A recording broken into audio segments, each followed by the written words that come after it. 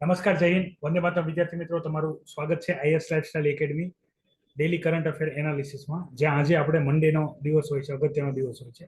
આ દિવસે રવિવાર અને સોમવાર બંનેના કરંટ અફેરનું સાથે ડિસ્કશન આપણે કરીએ છીએ. જે અગત્યના સાયન્સ એન્ડ ટેકના ટોપિક હોય છે, રવિવારે પૂછાતા હોય છે, એની આપણે ચર્ચા કરીએ છીએ.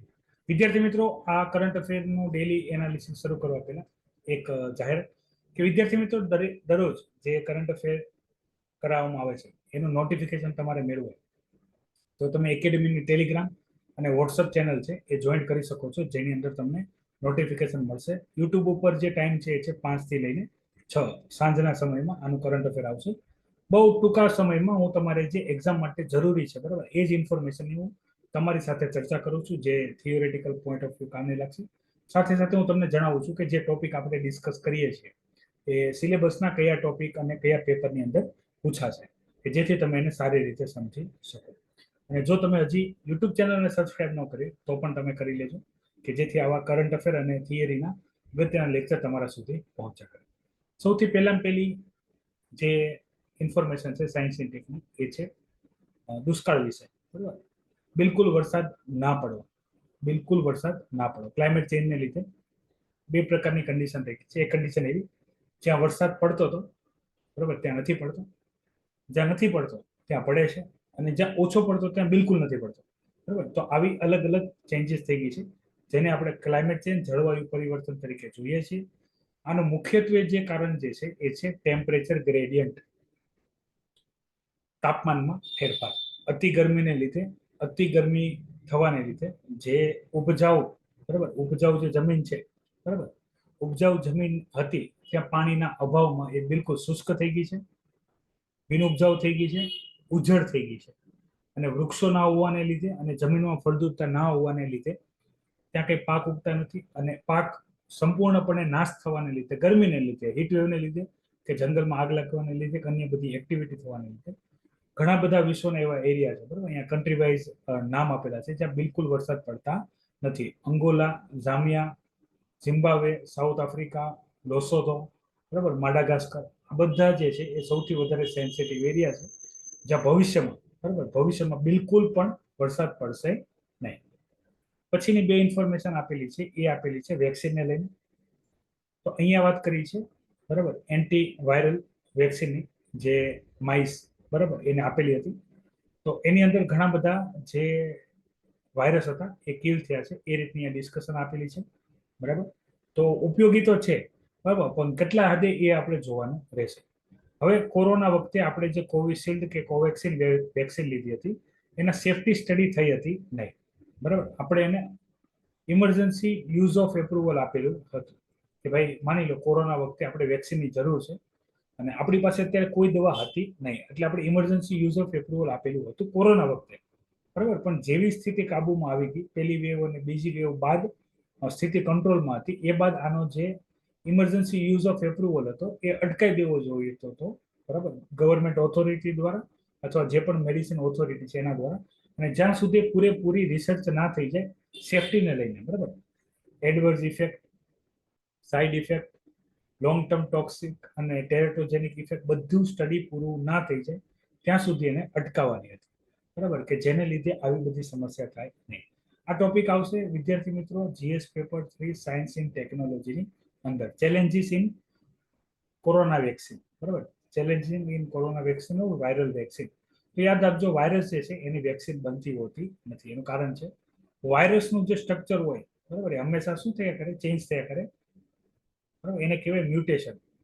આપણે કોરોના વાયરસ લઈએ, બરાબર, કોરોના વાયરસ આપણે લઈએ, કોરોના વાયરસનો આપણે ફિગર ડ્રો કરીએ તો આની ઉપર સ્પાઇક પ્રોટીન, બરાબર, કે જે આપણા ACE2 રિસેપ્ટર સાથે બાઇન્ડ થાય આપણા બોડીના સેલ આવે.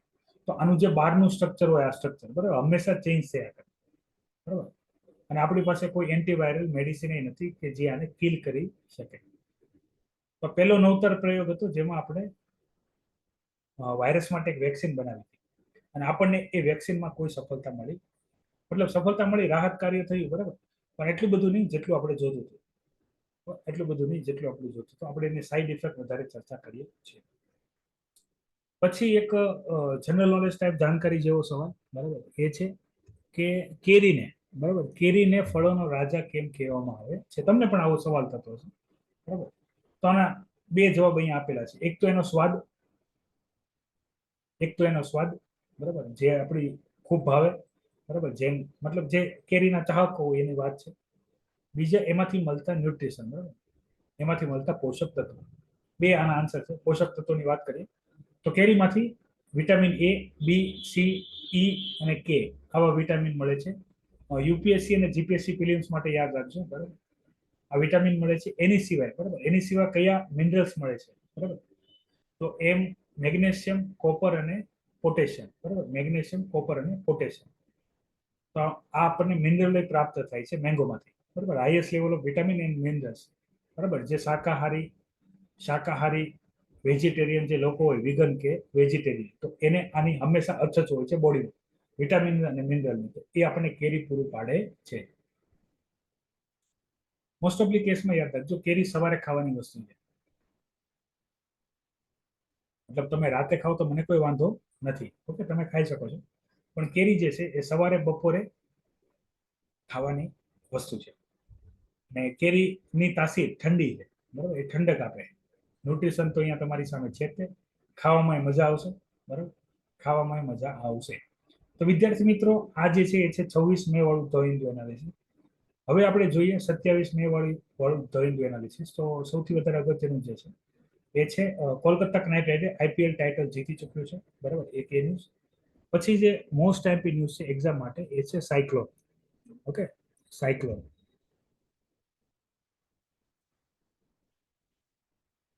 હવે સાયક્લોનનું જે નામ છે એ છે રેમલ. ઓકે, રેમલ ઓમાને આપેલું નામ છે.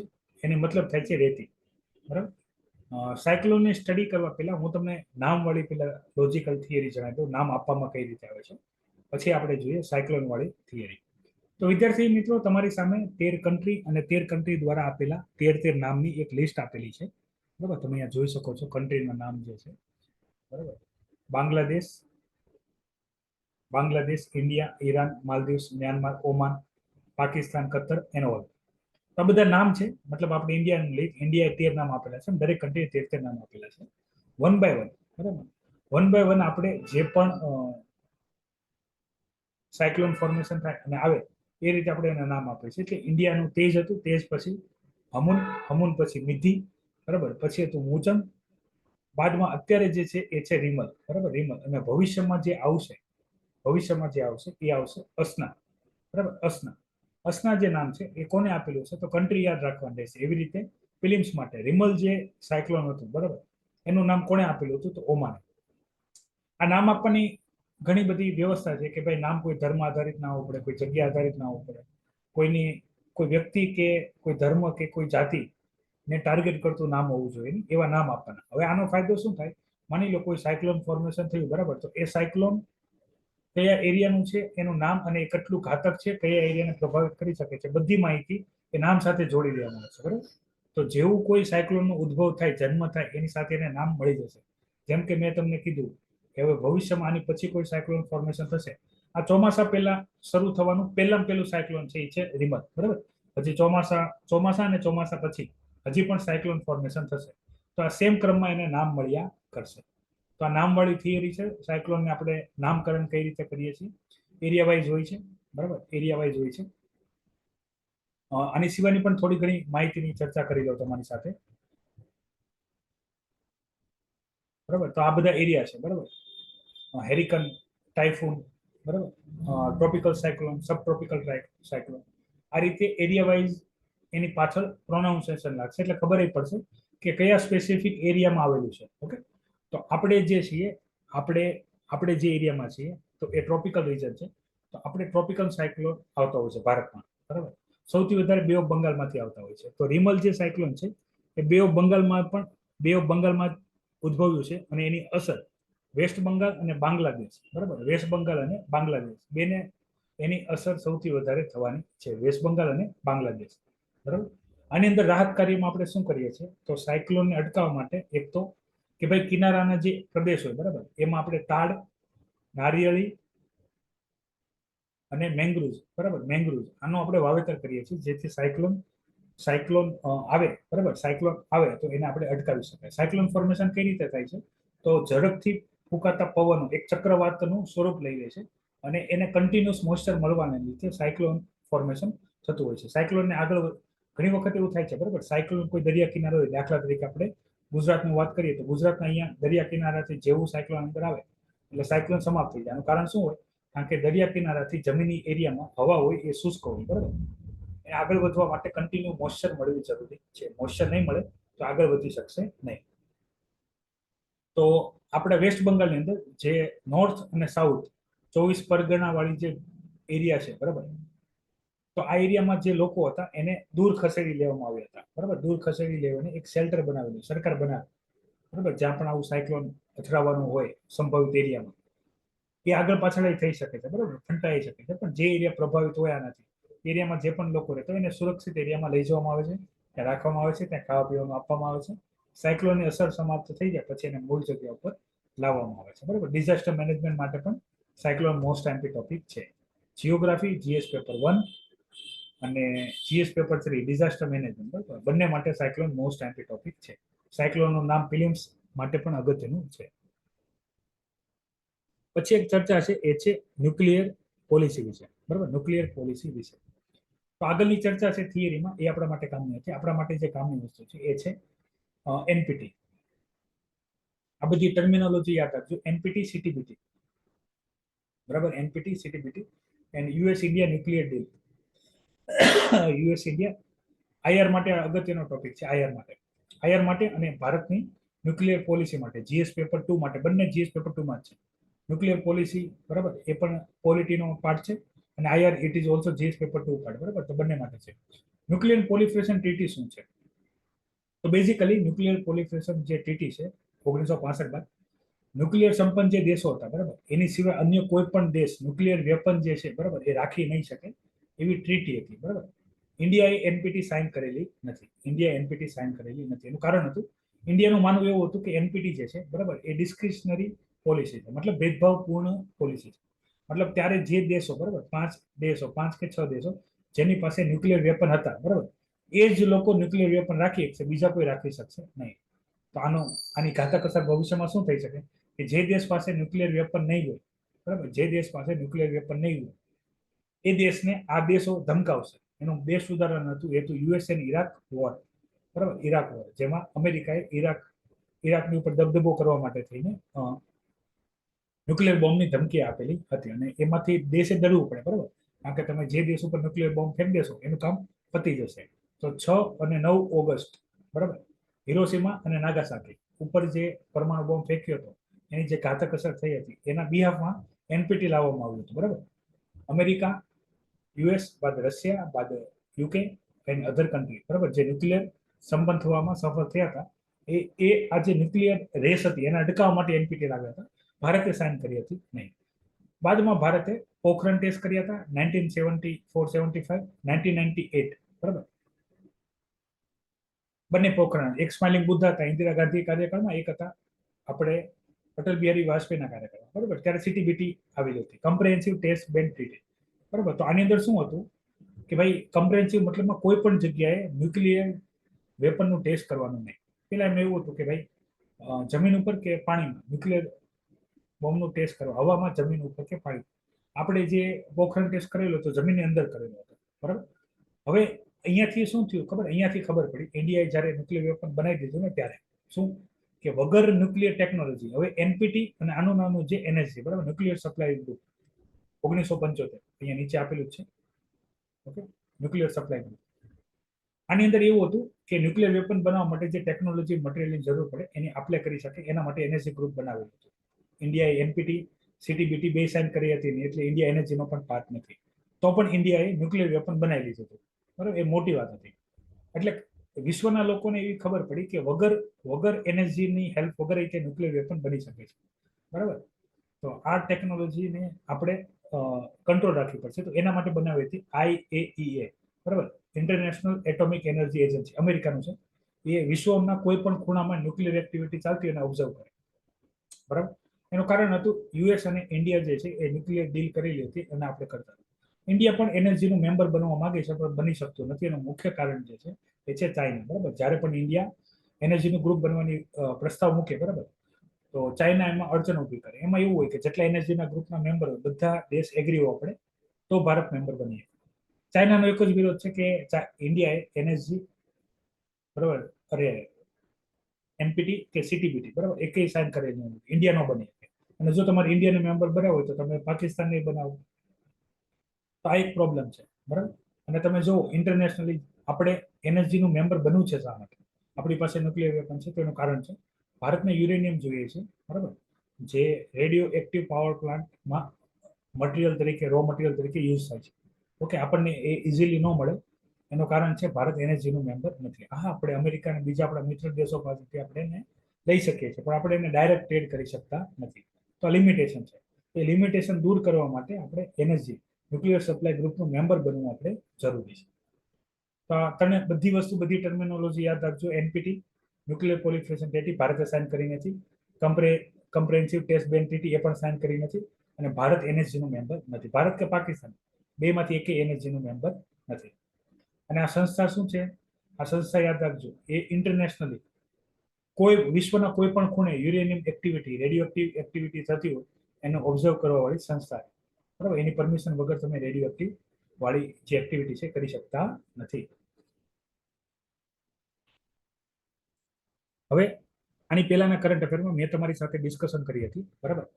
તો હોંગકોંગ અને સિંગાપોર, ઓકે, હોંગકોંગ અને સિંગાપોરે ભારતના જે એમડીએચ અને એવરેસ્ટ મસાલા જે છે એના અમુક મસાલા, જેમાં ઇથિલિન ઓક્સાઇડ પેસ્ટિસાઇડ મળ્યું છે, બરાબર, એને લીધે એનું જે ઇમ્પોર્ટ છે એ દેશોમાં, એટલે એનું એક્સપોર્ટ છે એ બંધ કરેલું છે. તો આ મેં તમારી સાથે પહેલેથી ડિસ્કશન કરી હતી, બરાબર. લાસ્ટ કરંટ અફેર તમે જોયું છે, તમને ખ્યાલ જ હશે. સ્પાઇસ બોર્ડ ઓફ ઇન્ડિયા, જે ઇન્ડિયન સ્પાઇસ છે, મસાલા છે, બરાબર, એનું ઇમ્પોર્ટ એક્સપોર્ટ જોવે છે, બરાબર. એને પણ દરેક મસાલામાં ઇથિલિન ઓક્સાઇડ, બરાબર, એનો યુઝ ના કરવો અથવા લિમિટમાં કરવા વાળી ગાઈડલાઇન છે, બરાબર, એને સ્ટડી કરી છે. આની સિવાય ઇન્ટરનેશનલી સંસ્થા છે, બરાબર, કોડેક્સ, બરાબર, કોડેક્સ. તો કોડેક્સ જે છે એ ઇન્ટરનેશનલી સ્પાઇસ ના ઇમ્પોર્ટ એક્સપોર્ટને રેગ્યુલેટરી કરતી ઓથોરિટી છે.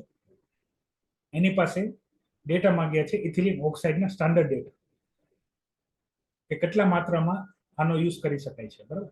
According to Hong Kong and Singapore, ethylene oxide જે છે, બરાબર, એ કાર્સિનોજેનિક એજન્ટ છે. કાર્સિનોજેનિક મતલબમાં હ્યુમન્સમાં જે કેન્સર પ્રોડ્યુસ કરે એવો એજન્ટ છે, બરાબર. તો એને લીધે થઈને આપણે શું નહીં કરી શકીએ?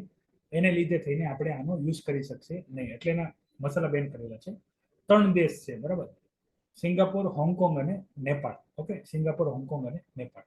તો આનો યુઝ, અને આનાથી આપણું જે સ્પાઇસનું ઇમ્પોર્ટ એક્સપોર્ટ છે, બરાબર, એ શું થશે? એને માઠી અસર પહોંચશે. એટલે આના ઉપર કોઈ ફટાફટ પગલા લેવા જરૂરી છે.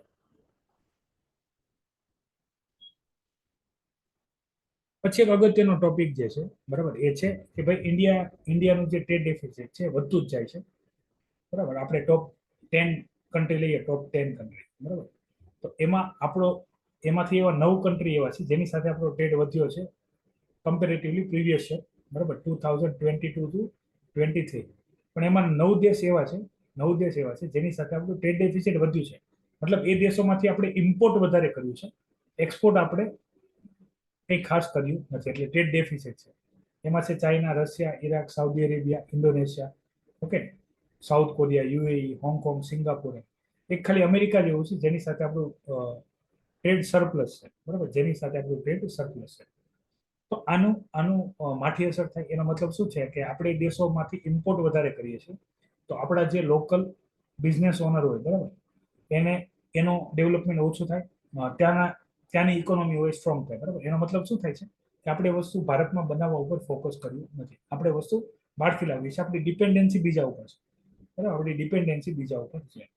તો ભવિષ્યમાં આપણે એવી પોલિસી બનાવવાની હોય કે આપણે જે વસ્તુ બહારથી ઇમ્પોર્ટ કરીએ છીએ અને ભારત માટે જરૂરી છે, બરાબર, એનું મેન્યુફેક્ચરિંગ એ ભારતમાં થાય, એનું ડિસ્ટ્રીબ્યુશન એ ભારતમાં થાય, અને એનું એક ગ્લોબલ માર્કેટ ક્રિએટ થાય, જે ગ્લોબલ માર્કેટમાં ભારત એક્સપોર્ટ કરતું, બરાબર. પહેલા આપણે આપણી નીડ પૂરી કરવાની છે, પછી આપણે એને એક્સપોર્ટ કરીએ છીએ. આનાથી શું થશે? ઇકોનોમિકલ ડેવલપમેન્ટ થશે. બહારથી જ આપણે ઇમ્પોર્ટ કર્યા કરશું, બરાબર, ટ્રેડ ડેફિસિટ જ રહેશે. આપણે જેટલા પૈસા કમાશું બધા પૈસા શું જતા રહેશે, ભારતની બહાર જતા રહેશે, જે ભારતની ઇકોનોમીને બેનિફિટ આપશે નહીં. તો વિદ્યાર્થી મિત્રો, આ હતું 26 અને 27 મે ધ હિન્દુ એનાલિસિસ, બરાબર. આની માહિતી કેવી લાગી, ગમી હોય તો અવશ્ય આને લાઈક કરજો, બરાબર. આ રેગ્યુલર અપડેટ મેળવવા માટે તમે આપણી ટેલિગ્રામ અને વોટ્સઅપ ચેનલ છે, બરાબર, એની લિંક વિડીયોના ડિસ્ક્રિપ્શનમાં આવે છે, ડાઉનલોડ કરજો. આ કરંટ અફેર આપણી એપ્લિકેશનમાં અવેલેબલ હોય છે. જે વિદ્યાર્થી એપ્લિકેશન ડાઉનલોડ ના કરી એ પણ કરી લેજો, જેમાં ઘણા બધા જીએસના સબ્જેક્ટના પણ લેક્ચર તમને અવેલેબલ કરાવવામાં આવે છે. તો આજના માટે એટલું જ છે. આવતીકાલે નવી ઇન્ફોર્મેશન સાથે ફરીથી તમારી મુલાકાત છે. ત્યાં સુધી મને રજા આપો. જય હિન્દ, વંદે માતરમ.